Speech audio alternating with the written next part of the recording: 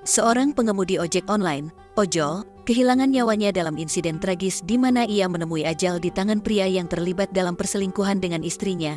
Kasus ini menjadi sangat memilukan karena menghilangkan nyawa tersebut terjadi ketika si pengemudi ojol secara langsung mengetahui istrinya tengah bersama pria lain di dalam kamar. Mari kita simak kronologi peristiwa ini melalui video untuk lebih memahami detailnya. Yuk kita bahas.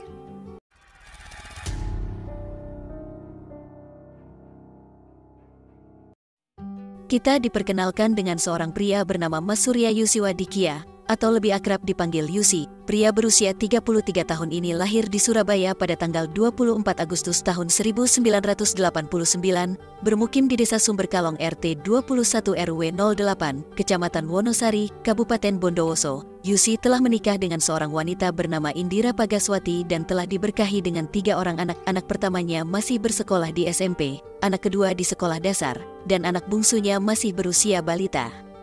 Yusi dan keluarganya telah tinggal selama 1 tahun di sebuah rumah kontrakan di Jalan Kolonel Sugiono, Gang Jambu RT 10 RW 02, Kelurahan Pademangan, Kota Bondowoso. Selama tinggal di sana, kehidupan mereka seperti kebanyakan keluarga lain, tanpa adanya keributan yang terdengar di dalam rumah tangga.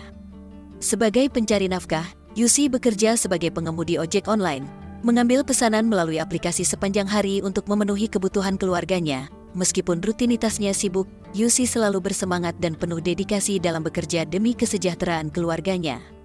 Yusi juga dikenal sebagai sosok yang ramah, humoris, dan suka bercanda.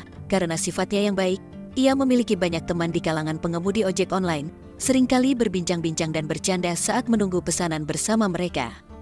Sementara itu, pada suatu waktu, istri Yusi, yaitu Indira, berusaha membantu memperbaiki kondisi ekonomi keluarga. Indira sempat bekerja di sebuah pabrik kerupuk sekitar bulan Januari tahun 2022. Indira, yang memiliki paras wajah cantik, juga cukup aktif di media sosial, terutama pada platform yang pada saat itu menawarkan fitur-fitur canggih. Fitur-fitur ini membuat para wanita merasa lebih percaya diri untuk menampilkan wajah dan tubuh mereka di depan kamera.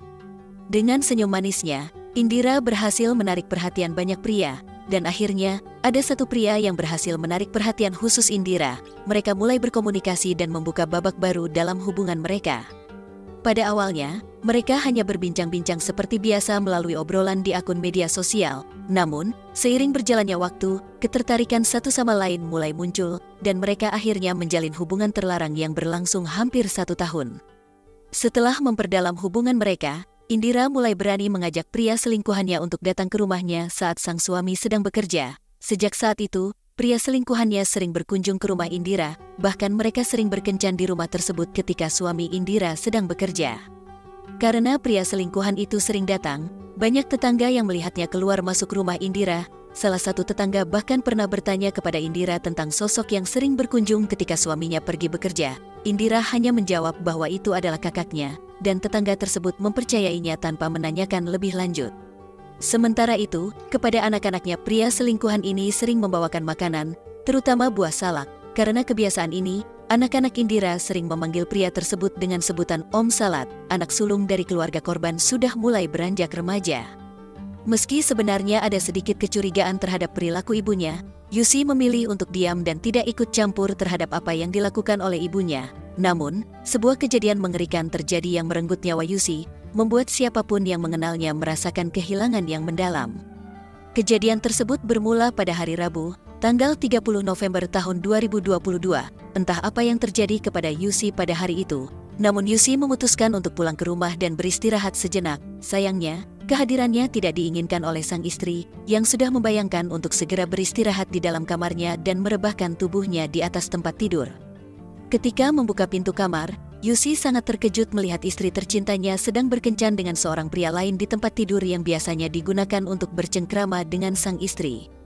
Pria itu berada dalam kondisi bertelanjang dada dan hanya mengenakan celana pendek. Dengan perasaan hancur dan penuh amarah, Yusi menerima kenyataan bahwa sang istri telah berkhianat. Dia pun naik pitam, dan pertengkaran hebat pun terjadi. Yusi spontan melakukan kekerasan dalam rumah tangga, KDRT, kepada sang istri, yang belum pernah dilakukannya sebelumnya. Suara gaduh dari pertengkaran tersebut terdengar oleh tetangga sekitar. Yusi terus melakukan KDRT kepada sang istri, tanpa menyadari bahwa selingkuhan sang istri diam-diam mengambil sesuatu dari dalam tasnya dan segera melarikan diri keluar dari kamar. Yusi, yang tidak dapat menerima perbuatan mereka, langsung mengejar laki-laki itu ke ruang tengah dengan hati penuh amarah, berkeinginan untuk memukul selingkuhannya. Namun, tanpa diduga, laki-laki tersebut berbalik dan menyerang Yusi, menikamnya dengan sebilah pisau secara membabi buta. Kekuatan hujaman itu membuat Yusi terpental mundur sekitar 3 hingga 4 meter, lalu tersungkur tanpa daya di depan pintu kamar mandi. Disitulah, nyawa Yusi tidak dapat diselamatkan lagi karena banyaknya darah yang keluar dari luka-luka akibat hujaman tersebut. Setelah melihat Yusi yang sudah terkapar, laki-laki tersebut segera pergi dengan tergesa-gesa. Beberapa saat kemudian, tetangga berkerumun dan menemukan Yusi tergeletak bersimbah darah. Mereka segera melaporkan kejadian itu kepada pihak kepolisian. Polisi yang tiba di lokasi segera melakukan evakuasi terhadap tubuh korban dan membawanya ke Rumah Sakit Umum Daerah (RSUD) Kusnadi Bondowoso. Dari hasil pemeriksaan di rumah sakit, ditemukan adanya 7 lubang hujaman pada bagian dada dan perut korban. Situasi ini memberikan gambaran tragis atas serangan yang dialami oleh Yusi. Rasa sedih yang sangat mendalam dirasakan oleh orang tua keluarga, serta kerabat dekat, dan sesama driver ojek online atas kehilangan sosok Yusi. Yusi dikenal sebagai pribadi yang baik dan selalu memberikan warna di setiap kehadirannya. Rekan-rekan sesama pengemudi ojek online menunjukkan solidaritas mereka dengan mengiringi perjalanan ambulans yang membawa tubuh Yusi menuju peristirahatan terakhirnya di pemakaman, yang tidak jauh dari kontrakan Yusi. Yusi telah pergi untuk selamanya, meninggalkan istri dan 3 orang anaknya yang masih kecil. Kehilangan ini meninggalkan duka mendalam dalam komunitasnya, di mana Yusi dikenang sebagai sosok yang memberikan kontribusi positif dan meninggalkan kenangan indah. Juga, dia tampaknya selalu bercanda jika bersama teman-teman yang lain, membuat mereka bahagia. Beberapa barang bukti telah dikumpulkan, termasuk 1 buah pisau. Hasil penggalian keterangan saksi di lokasi menunjukkan adanya 1 terduga pelaku, yaitu selingkuhan dari Indira, istri korban, kurang dari 24 jam setelah kejadian. Laki-laki tersebut segera ditangkap oleh pihak kepolisian dan menjalani proses interogasi di kantor polisi. Terungkap bahwa pelaku bernama Budi Hartono, berusia 31 tahun, seorang duda asal desa Wonosari, Bondowoso. Budi bekerja sebagai tukang buah di sekitaran rumah korban. Kejadian ini terjadi saat suami korban tidak berada di rumah kontrakannya, dan konflik pecah ketika pelaku dan istri korban berada di tempat yang sama. Motif pada menghilangkan nyawa ini, pelaku mengaku tidak tega melihat perempuan yang dia sayangi berteriak-teriak kesakitan akibat pertikaian dengan korban.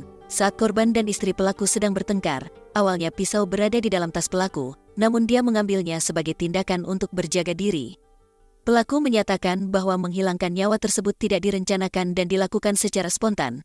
Keputusan untuk melakukan tindakan tersebut muncul karena pelaku menyadari bahwa korban mendekatinya pada saat pisau itu dikeluarkan. Kemudian, pelaku berbalik dan menyerang korban, melakukan 7 hujaman sebagai respons terhadap situasi yang terjadi.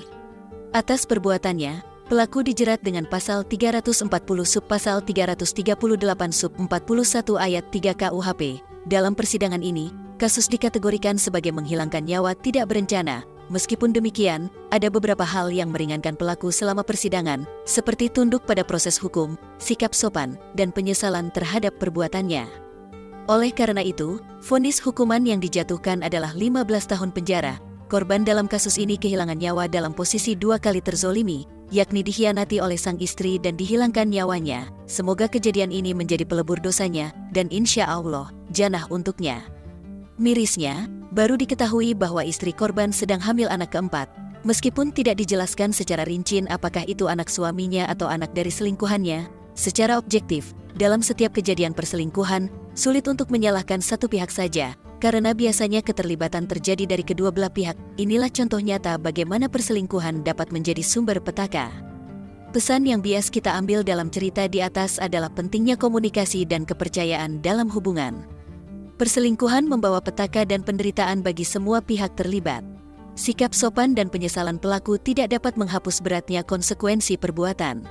Kisah ini mengajarkan bahwa kejujuran dan penghormatan terhadap pasangan merupakan kunci untuk mencegah tragedi seperti yang terjadi dalam cerita tersebut. Bagaimana menurut pendapat kalian? Silakan komen di bawah dan jangan lupa like dan subscribe.